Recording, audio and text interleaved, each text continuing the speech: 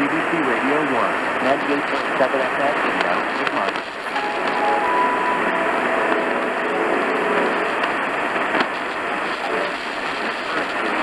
Volunteering on farm, it wasn't just a summer challenge. He had a bigger question in mind.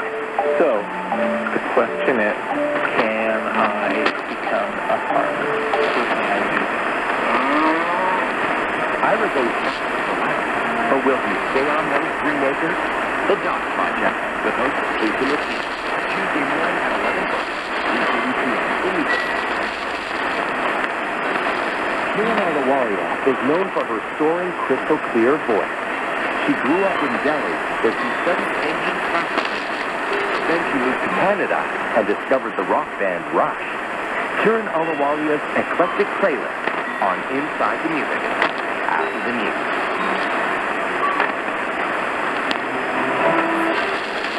This is CBTV. I'm Ted Poppy.